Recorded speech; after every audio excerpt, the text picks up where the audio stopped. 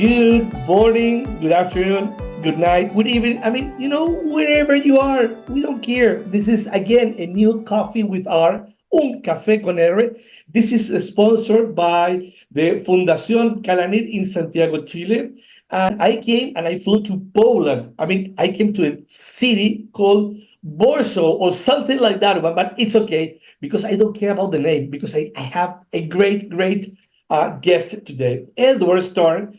He's a star in social media and SEO. And well, welcome, Edward, to the podcast.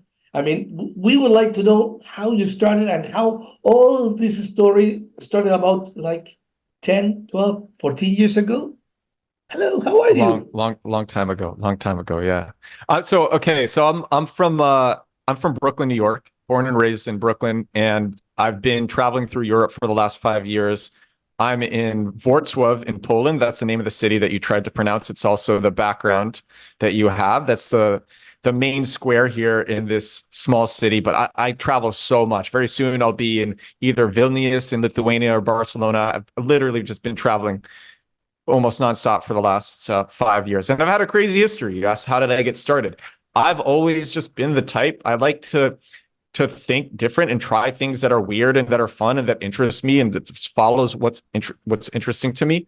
I was one of the early viral video producers on YouTube. So I was first of all, I was one of the early users on YouTube, and I made my first viral video, I think in 2009 or 2010 on YouTube. And then I had another one in 2012 that was super viral. And I went on some of the biggest TV shows in the United States, on Good Morning America, 2020, The Today Show. I was flown out to be on different TV shows. I was also on huge international news shows. This was 12 years ago. And then we had more viral videos after that. While I was doing this, I was working at New York City nightclubs. I was working at the top clubs in the world, but the biggest celebrities who would go to these clubs because, you see in the tabloids, Leonardo DiCaprio is walking out of the club with all of these people, and Rihanna was there, and the football players were there, and basketball players were there, and I was there working at these clubs while making these viral videos. And it was a crazy time. And all of my friends from New York City nightlife, they started getting into technology. And I said, okay, my friend, you do what your friends do. You are the people that you surround yourself with. And I was lucky to have surrounded myself with great people. And my friends are nerds, just like me. I'm a nerd.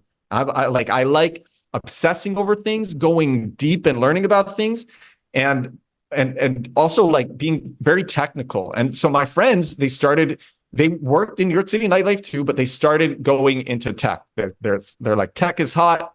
And New York City nightlife, like the amount of money that you can make there, it's you can make a lot, but it's just a lot harder than tech. And tech is hot and tech is easy. And you can have a one-man startup, and that one-man startup can get insane funding, or it can go to market itself. So they started getting into tech. So I started getting into tech, and I got into search engine optimization because I was interested in marketing.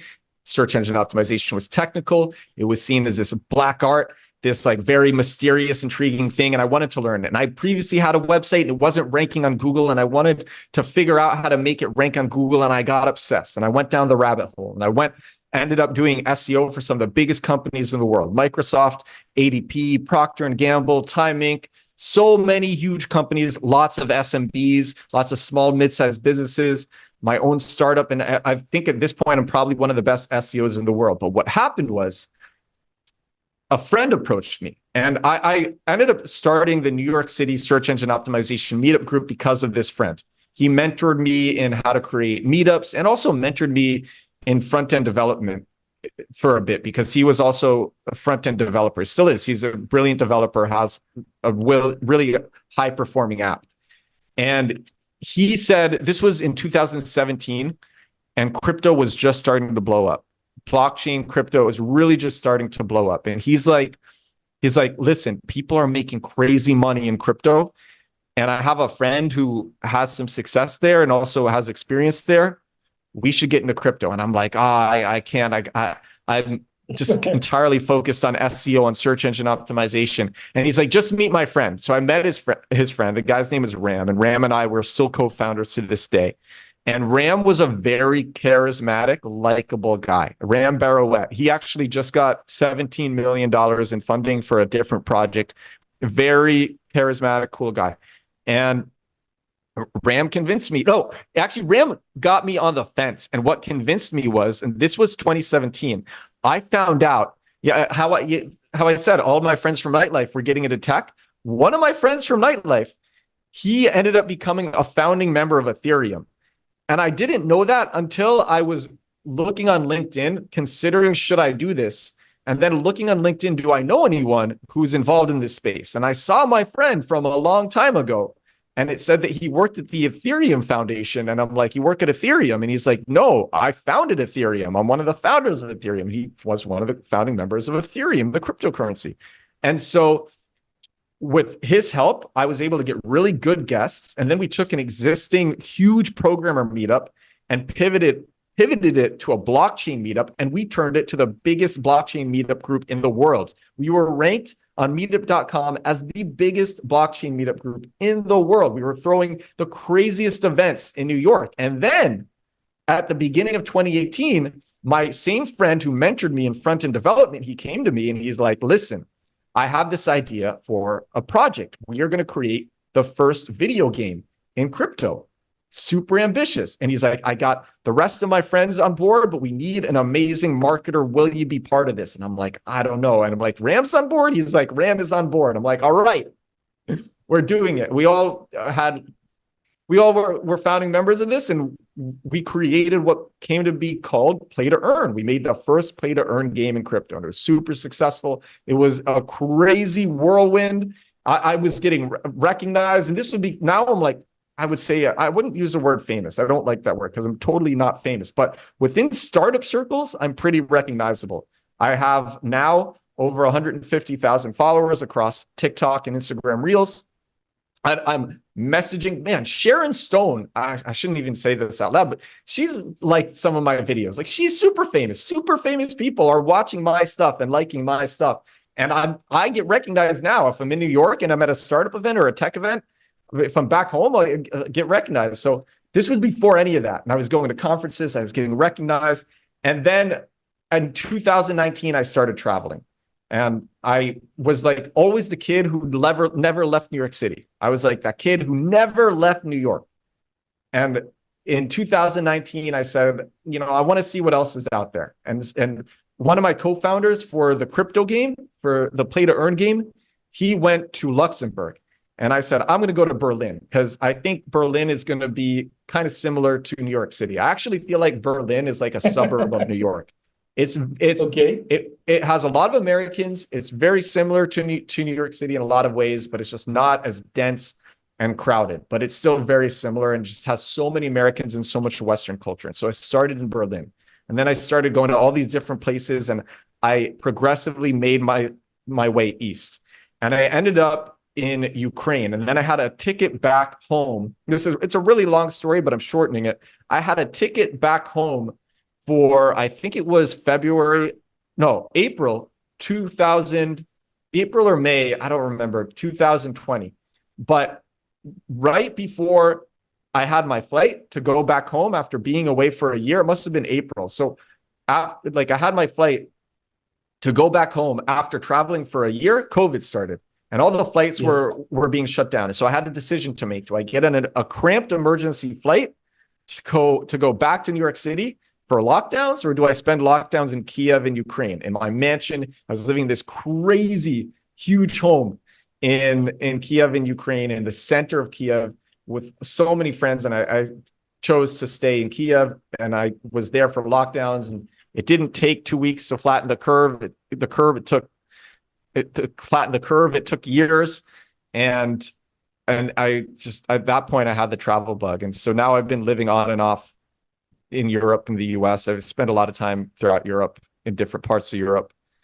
And so what happened was, we had talked about this before. What happened was, I was living in Barcelona. Well, actually, before that, I was living in Rome in October of 2022. And I was going on all these podcasts. I was guesting on all of these podcasts.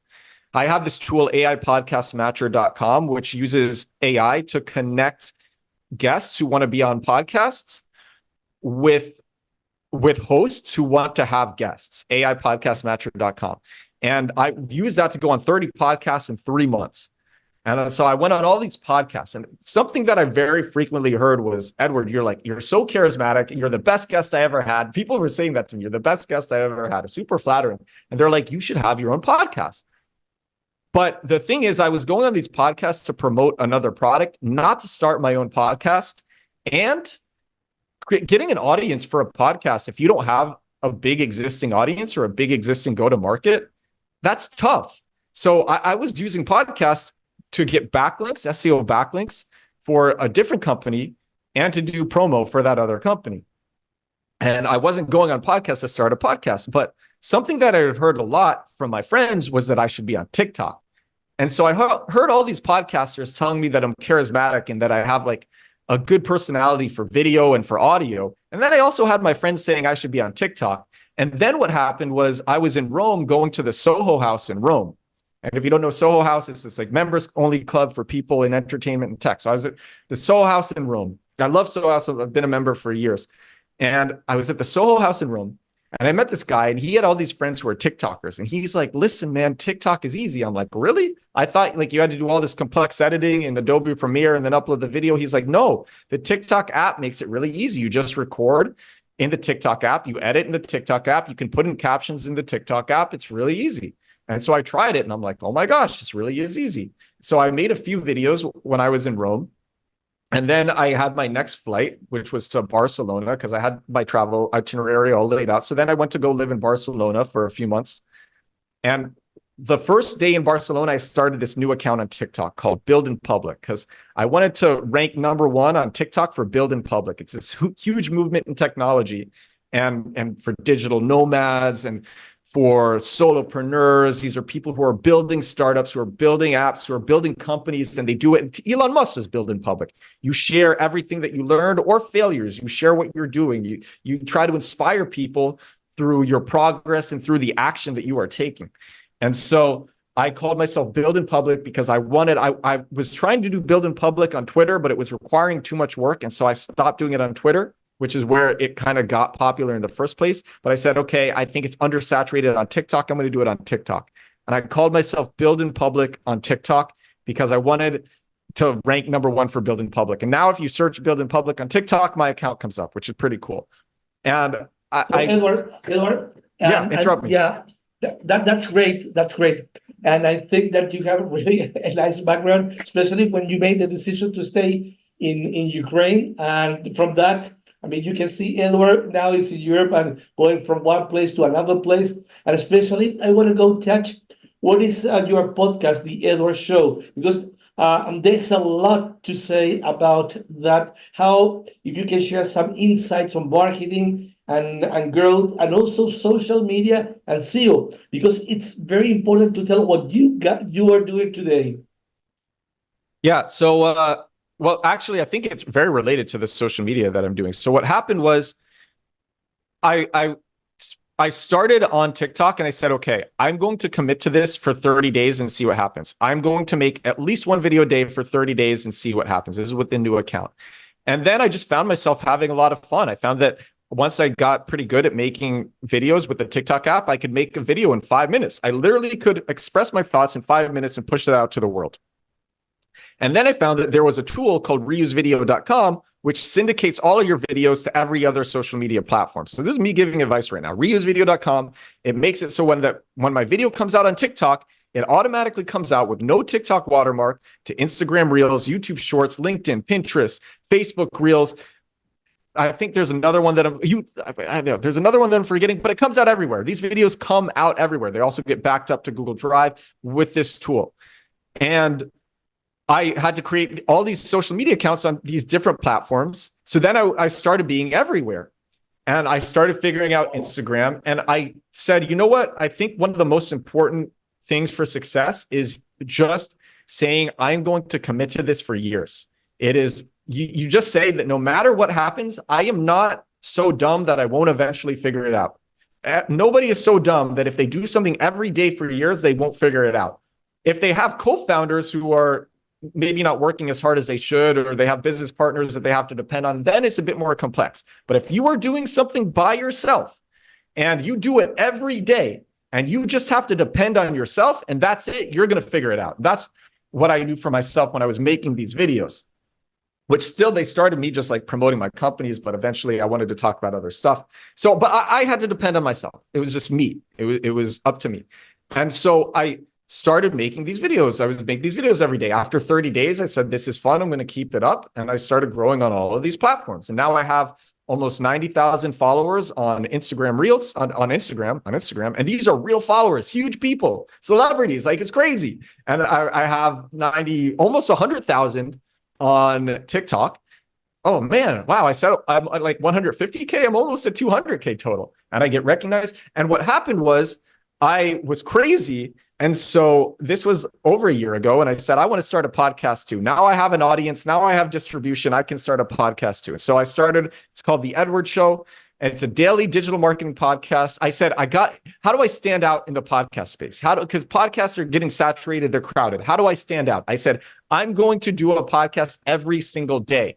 And I've done it now for 410 days in a row. I started 410 days ago. I've recorded 410 episodes. Today is going to be 411 every day in a row. And I have just committed, even on the days where I didn't feel like recording, I said, I'm just going to take it really easy, but I'm still going to record. I do it every How long are those day. podcasts?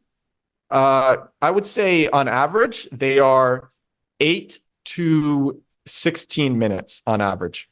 Yeah. Okay. And how people can find you? You have a website, how they can find you both on the website and the Instagram and the TikTok?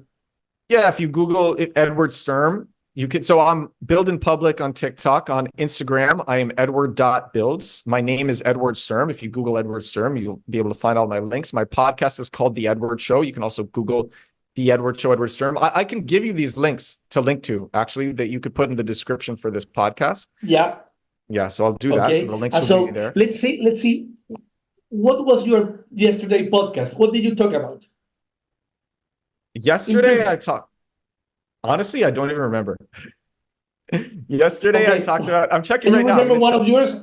I want to show how the way you do it because I you're very remember. Charismatic. Yesterday, I talked about Google PageSpeed and how Google PageSpeed Insights, it's a tool that a lot of SEOs and web developers rely on, and they're dogmatic about how important it is, but it's actually not important. It's more important to measure SEO page speed with your eyes and with like your firsthand experience, and then with the experience that people around the world have. And these page speed insight tools are misleading, and it is indicative of larger problems in search engine optimization. And search engine optimization is actually pretty simple, but lots of people overcomplicate it. Lots of SEOs try to sell overcomplicated solutions to keep customers, to keep clients. And just lots of consultants in general are selling crap. And so I kind of explained that. That's what yesterday's episode was about. So most of the CEO, they're trying to sell you crap? Most business people are scammers. But yeah, a lot of SEOs, a lot of search engine optimization people, they just don't work as hard as they need to learn the craft.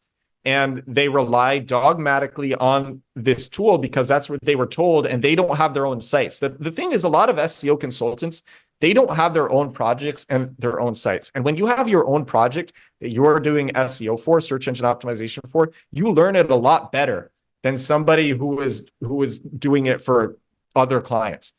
It helps to have other clients because then you can learn from a bunch of different people in different scenarios and you get all this experience.